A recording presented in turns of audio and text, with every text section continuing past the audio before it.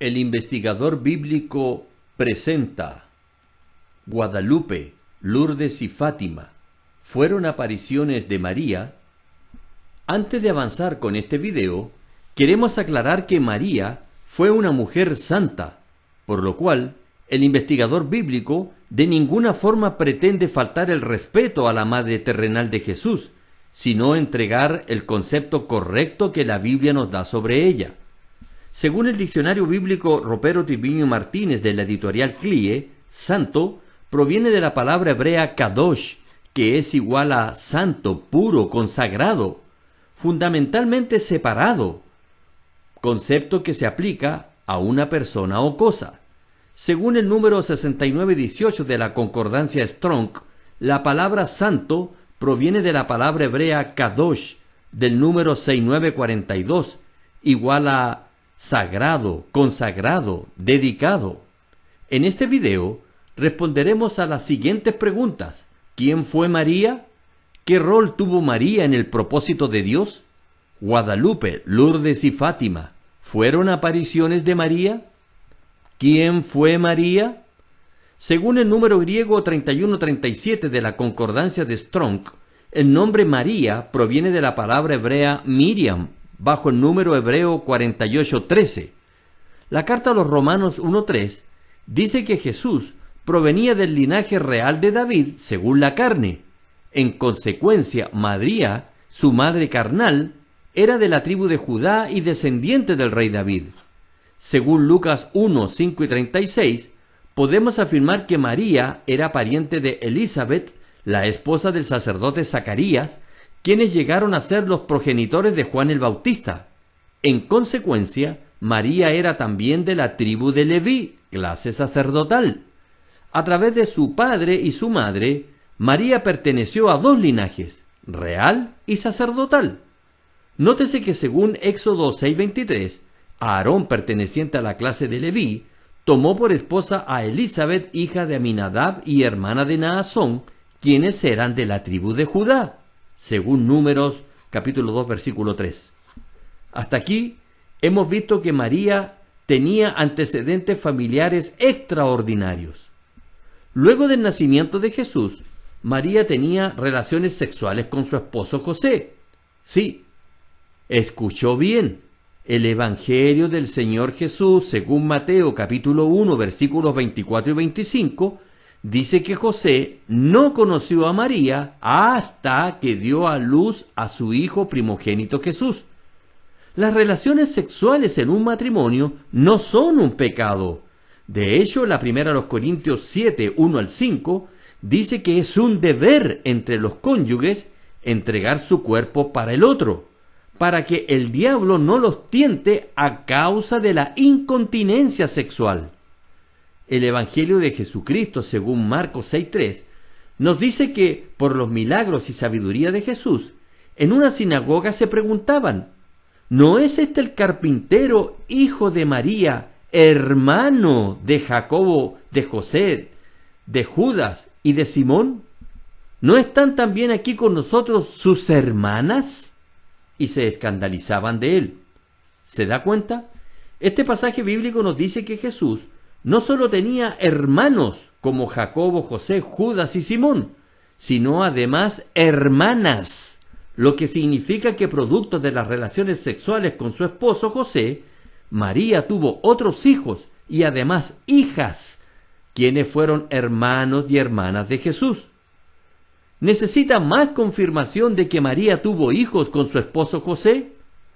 Bueno, Lucas 8, 19 y 20 nos dice que la madre y sus hermanos y los hermanos de Jesús no podían llegar a él a causa de la multitud que lo escuchaba, y que se le dio aviso diciendo, tu madre y tus hermanos están fuera y quieren verte. ¿Quiere una tercera confirmación de que María tuvo otros hijos aparte de Jesús?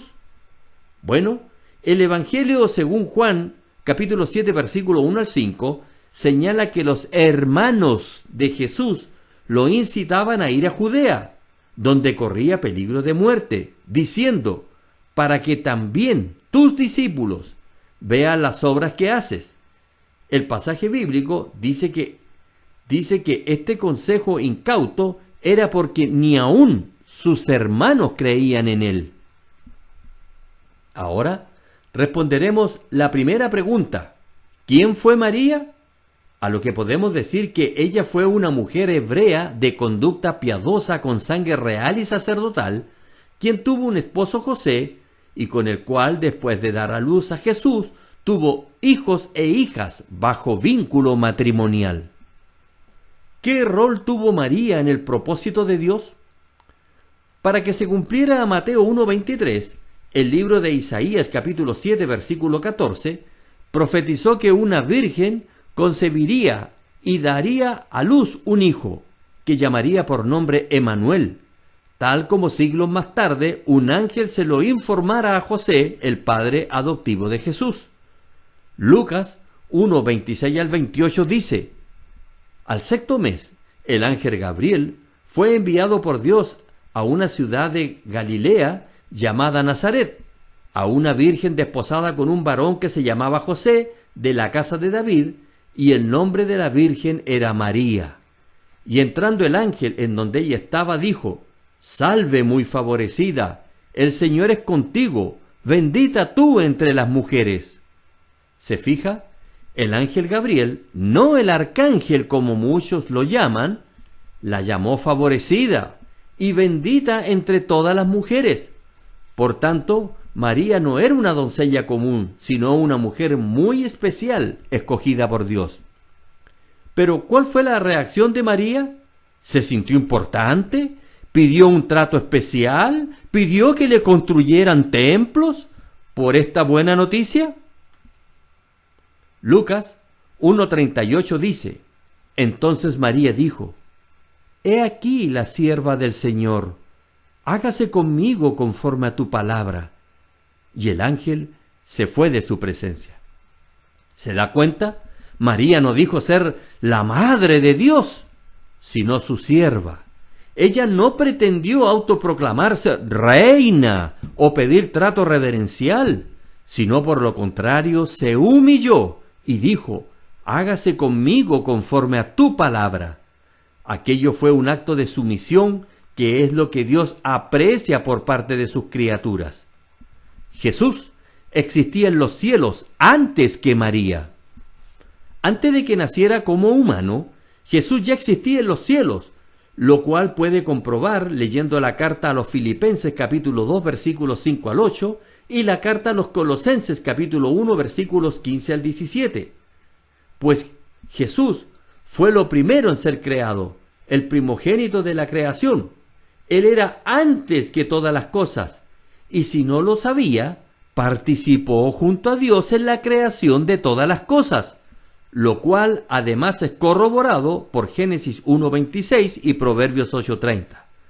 Por tanto, Jesús no necesitó de María para llegar a la existencia, pues ya existía en los cielos mucho antes que ella y mucho antes que Adán y Eva, a quienes, según los textos mencionados, él mismo creó junto a Dios. ¿Por qué Jesús tuvo que nacer de una virgen sin ser engendrado por padre humano? La carta a los Romanos, capítulo 5, versículo 12, dice que el pecado entró en el mundo por un solo hombre, y por el pecado la muerte. Así la muerte pasó a todos los hombres, por cuanto todos pecaron. Por la misma razón, Eclesiastés 7:20 dice que no hay hombre justo en la tierra que haga el bien y nunca peque. Respecto al rescate, la primera de Pedro 1, 18 y 19 dice que fue con la sangre preciosa de Cristo, como la de un cordero sin mancha y sin contaminación. ¿Se fija? Al no nacer de un padre humano, Jesús era el Mesías prometido que nació sin la mancha del pecado original. María nació de padres manchados con el pecado original. No hay ningún texto en la Biblia que diga que María nació sin la mancha del pecado original. El concepto de la Inmaculada Concepción es un dogma que contradice la Biblia y echa por tierra la necesidad de que Jesús no fuese engendrado por un padre humano. Sencillamente hubiese bastado con que lo limpiara al nacer. María no recibió trato reverencial de parte de Jesús. De hecho, el relato del Evangelio según Juan capítulo 2 versículos 3 y 4 nos dice que en las bodas de Caná, cuando se acabó el vino, María se lo recordó a Jesús, quien le respondió diciendo: ¿Qué tienes conmigo, mujer? Cuyo término denotó la autoridad de Jesús como el Hijo de Dios, de quien solo recibía órdenes, cosa que María humildemente entendió de inmediato, haciéndose a un lado y diciendo en el versículo 5 a los sirvientes: haced todo lo que os dijere. Otro pasaje bíblico en el que Jesús no trata de forma reverencial a María, sino que simplemente la llama mujer, es en el Evangelio según Juan, capítulo 19, versículos 25 al 27, cuando por amor la encarga el apóstol Juan. Nuevamente vemos que Jesús, pese al amor que le tenía, no trató de forma reverencial a María, simplemente la llamó mujer. El libro de Hechos de los Apóstoles, capítulo 1, versículos 3 y 14, nos muestra a María, la madre de Jesús, junto a varios de sus otros hijos, los hermanos biológicos de Jesús por parte de madre, unidos en oración y ruego con los primeros discípulos de la naciente congregación o iglesia cristiana, lo cual es una prueba fehaciente de su fidelidad a Dios y su compromiso con las enseñanzas de su Hijo. La primera a los Corintios 11:3 nos muestra la doctrina bíblica sobre la jerarquía espiritual, en la cual Dios es la cabeza de Cristo, Cristo la cabeza del varón y el varón la cabeza de la mujer. Este principio tuvo un profundo efecto al interior de las congregaciones cristianas, en donde el actuar de la mujer en el culto colectivo estaba bastante limitado, de cuyo efecto no escapó María, a pesar de ser la madre de Jesús. En efecto, la primera carta a los Corintios, capítulo 14, versículos 34 y 35, limita el actuar de las mujeres en las iglesias, las cuales no podían enseñar públicamente al resto de la congregación, una práctica muy similar a la que ocurría en las sinagogas judías. En este contexto doctrinal tuvo que desenvolverse María, aún siendo la madre de Jesús, razón por la cual no hay escritos bíblicos efectuados por ella, ni registros de discursos o testimonios públicos de su parte. Tampoco hay indicación alguna de que ella ejerciera algún tipo de liderazgo en la iglesia primitiva del primer siglo. Lejos de recibir privilegios y pleitesías por ser la madre del Mesías, María tuvo una vida llena de complicaciones extremas, como verse en peligro de ignominiosa lapidación por quedar embarazada estando soltera, luego teniendo que huir a Egipto para salvar la vida de su primogénito, verlo crecer a sabiendas de que tendría que morir de manera dolorosa, verlo morir tal como lo señalaban las Escrituras, y finalmente vivir en una comunidad cristiana perseguida en sus primeras décadas por los judíos y luego por el Imperio Romano, teniendo que ver morir a muchos de los discípulos de su Hijo. María no fue una mujer común, pues tuvo que desplegar fidelidad para obedecer a Dios incondicionalmente, inteligencia emocional para adaptarse a las circunstancias, inteligencia racional para entender por qué ocurrían las cosas y temple para mantener su línea de conducta en medio de las adversidades. Ahora responderemos la segunda pregunta. ¿Qué rol tuvo María en el propósito de Dios? Fue una mujer con antecedentes familiares especiales y cualidades especiales, elegida por Dios para ser la madre del Mesías. Guadalupe, Lourdes y Fátima, ¿fueron apariciones de María? El 9 de diciembre de 1531, una mujer que se identificaba como la Virgen María se apareció a un indio chichimeca llamado Juan Diego en el cerro del Tepeyac y le mandó que le dijese al obispo de México, fray Juan de Zumárraga, que le construyera un templo, El obispo le pidió a Juan Diego que le llevara una prueba. La mujer, en una segunda aparición, le ordenó a Juan Diego que cortara flores del lugar y se las llevara al obispo. Juan Diego le llevó las flores en su capa y al abrirlas y dejar caer las flores, apareció estampada en la tela de su capa una imagen de la mujer que él había visto. La altura de la Virgen estampada en la capa es de 1,43 m, desde la cabeza hasta el ángel que aparece a sus pies. Piel morena, cinta sobre su abdomen en señal de embarazo, manto con 46 estrellas, a sus espaldas estaba el sol con sus rayos y debajo de sus pies una media luna, no una luna entera, una media luna, y un extraño ángel con cara de anciano, camisa de indígena y alas de águila. En su túnica tiene dibujada una flor con la que se representaba a Omiutul, el dios de la creación de la mitología mexica. El pie visible y la rodilla levantada la representan como si estuviese bailando. El color de su capa es verde azulado como el color de la túnica de Moctezuma, representándola como una emperatriz.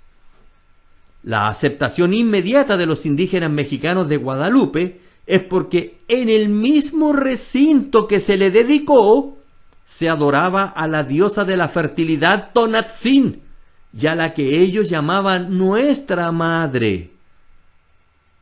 El 11 de febrero de 1858, en una gruta de la villa francesa de Lourdes, a una niña de 14 años llamada Bernadette, se le apareció una mujer de vestido y velo color blanco, cinta azul sobre su abdomen y una rosa amarilla en cada uno de sus pies descalzos. Hace la señal de la cruz, reza el rosario y desaparece. En posteriores apariciones, cuando Bernadette le entrega un papel y una pluma para que escriba su nombre, la mujer le dice que no es necesario, pero le promete hacerla feliz en el otro mundo. De hecho, Bernadette muere 20 años más tarde a la edad de 34 años. Posteriormente, la mujer se identifica como la Inmaculada Concepción, dogma que había sido proclamado en 1854, 4 años antes por el Papa Pío IX. El martes 2 de marzo, la mujer de la aparición le pide a Bernadette que se dirija a los sacerdotes para que le construyan una capilla, en el lugar de las apariciones y le hagan una procesión. Del 13 de mayo al 13 de octubre de 1917, en la localidad de Fátima, Portugal, se apareció 6 veces, los días 13 de cada mes, una mujer brillante vestida de blanco con un manto con bordes dorados y un rosario en las manos. A 3 niños pastores, Lucía de 10 años y sus primos Francisco de 9 y Jacinta de 6 años, quien llamó al arrepentimiento, conversión y el rezo con un rosario. A 2 de los 3 pastorcillos les vaticinó la muerte, lo que se cumplió en menos de 3 años. Realizó una descripción del infierno como lugar de tormento y pidió la construcción de una capilla. En el lugar de las apariciones.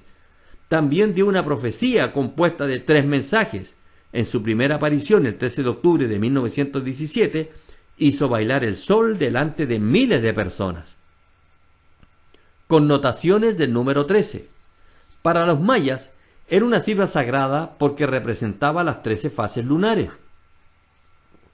En el judaísmo, el 13 es considerado de mal augurio, pues 13 eran los espíritus relacionados con el mal. Para los nórdicos, el 13 identifica a una deidad maligna llamada Loki, la que propició la muerte del dios Balder. En el tarot, el 13 se interpreta como muerte y cambio. El 13 es el número preferido de las brujas y el que prime los aquelarres. En el rito masónico de York, el 13 es el grado máximo. El 13 en el billete de dólar. En el lado izquierdo del billete hay un escudo con 13 barras verticales y un águila que en una de sus patas tiene 13 flechas y en la otra pata una rama de olivo con 13 hojas. Sobre la cabeza del águila 3 estrellas. Todo lo anterior en un contexto masónico y pagano, como la pirámide y el ojo de Horus dentro de la parte superior de ella. Note que la imagen de la Virgen de Guadalupe también tiene estrellas y el ángel semicalvo a sus pies tiene alas de águila. El significado del nombre de Juan Diego es el que habla como águila. Antes de analizar el origen de estas apariciones, vamos a considerar el caso de la bruja de Endor. El desobediente rey Saúl, frente a una inminente batalla contra los filisteos, consultó a Jehová, el cual no quiso responderle ni por sueños, ni por Urim, ni por profetas. Entonces acudió a una adivinadora medium espiritista para que lo comunique con el difunto profeta Samuel, práctica condenada por Deuteronomio 18, 10 y 11. El propio Samuel en vida le dijo a Saúl que la adivinación es un pecado como la rebelión. La bruja espiritista dijo que estaba viendo dioses, entre los cuales había un anciano cubierto con un manto, al cual Saúl asoció a Samuel, el profeta de Dios con quien se comunicó.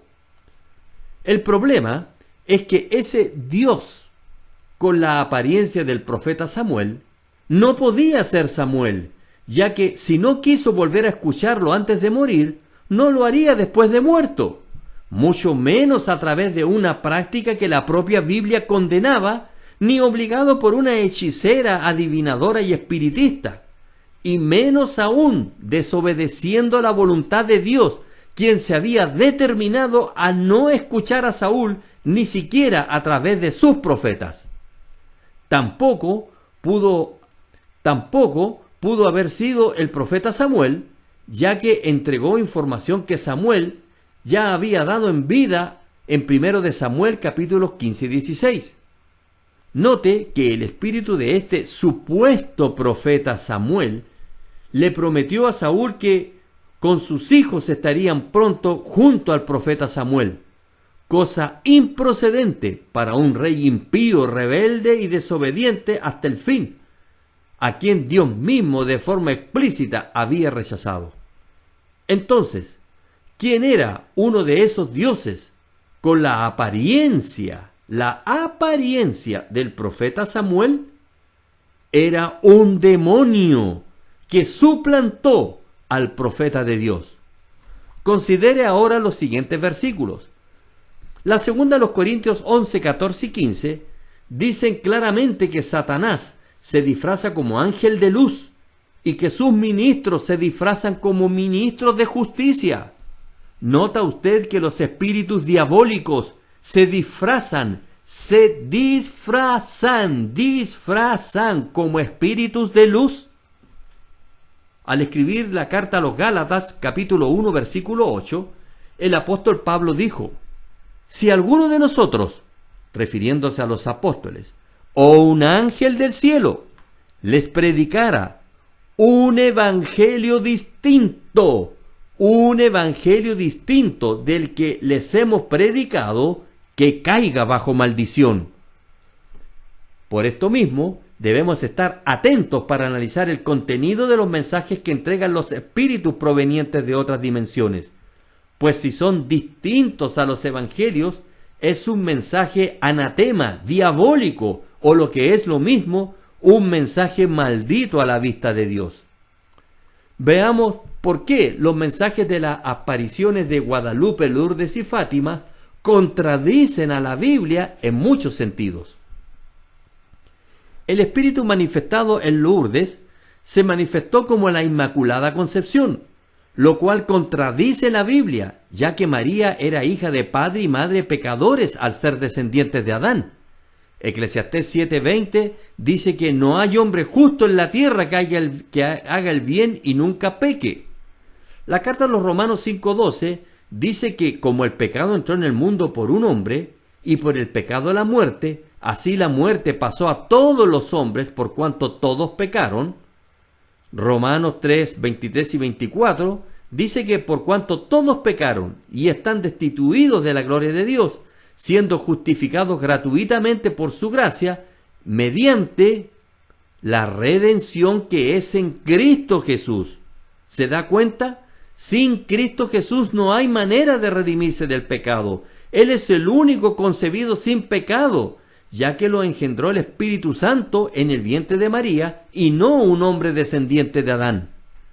Nada menos que el apóstol Juan, en su primera carta, capítulo 1, versículo 8, señala que si decimos que no tenemos pecado, nos engañamos a nosotros mismos y la verdad no está en nosotros. O sea, ni los apóstoles estaban libres del pecado.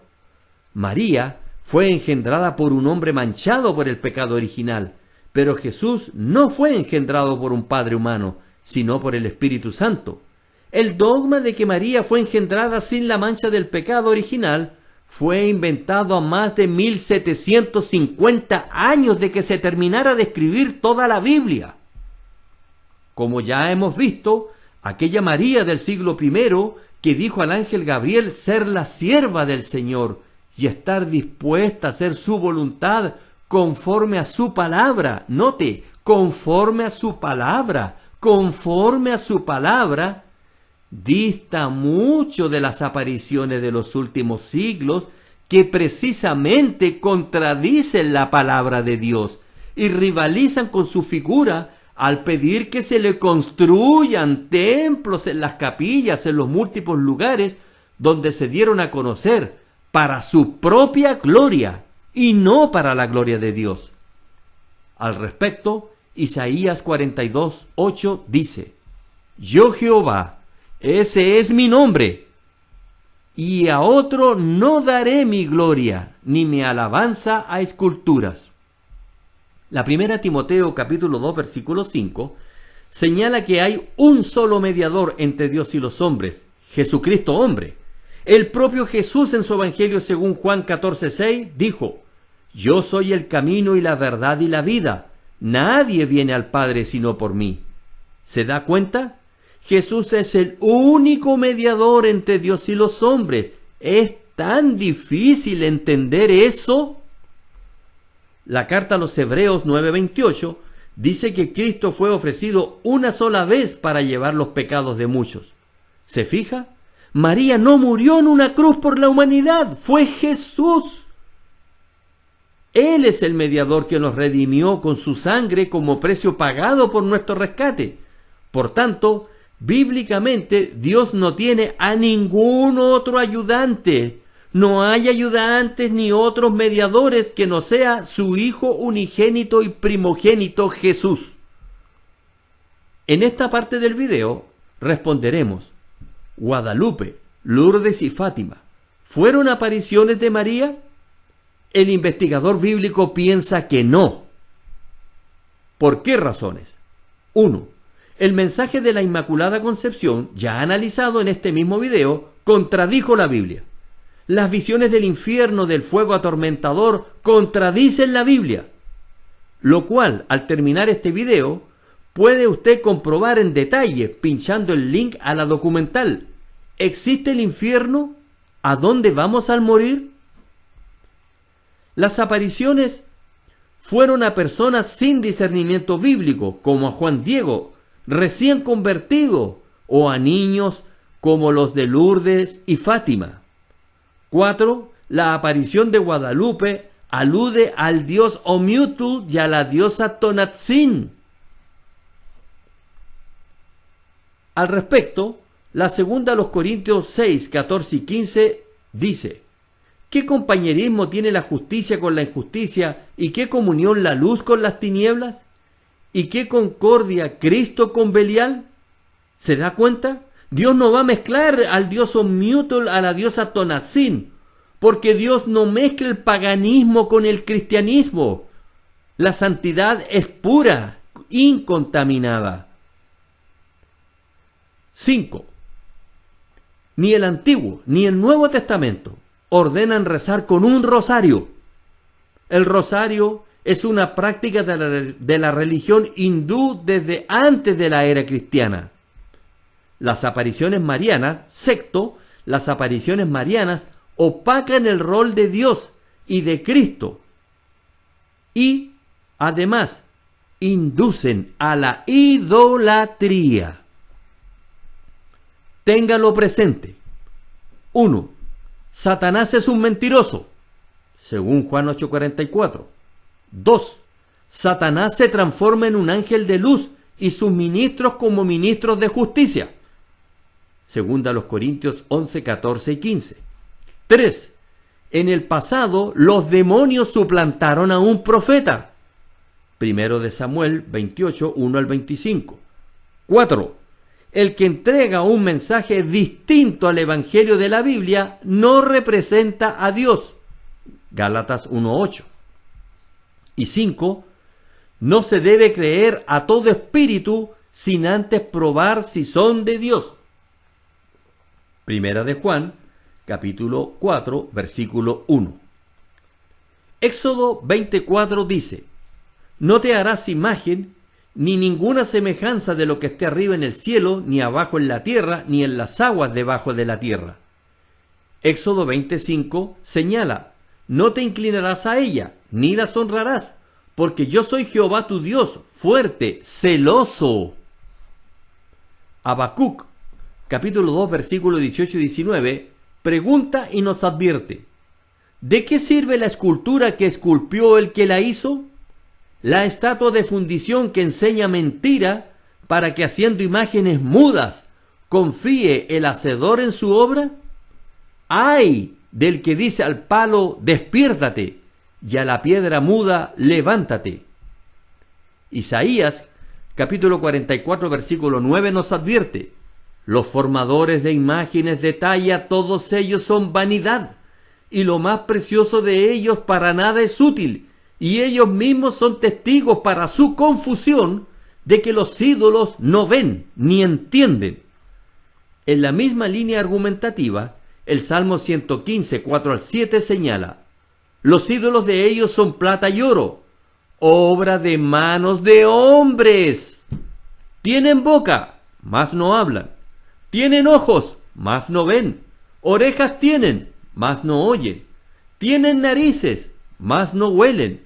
Manos tienen, mas no palpan. Tienen pies, mas no andan. No hablan con su garganta. La primera de Juan 5:21 nos aconseja: hijitos, guardaos de ídolos. Amén. La primera de los Corintios 10:14 señala: por tanto, amados míos, huid de la idolatría. Los cristianos verdaderos no necesitan una imagen o estatua para poder entender las cosas espirituales, por lo cual la segunda a los Corintios capítulo 5 versículo 7 nos recuerda: porque andamos por fe, no por vista. Por eso, no permitas que el diablo te mienta y por medio de subterfugios y tretas engañosas te arrastre hacia los caminos que desobedecen a Dios y nos conducen a la muerte eterna, como lo hizo al engañar a Eva mediante una serpiente que supuestamente hablaba. Adora a Dios con espíritu y con verdad, no a tu modo, sino conforme a su voluntad.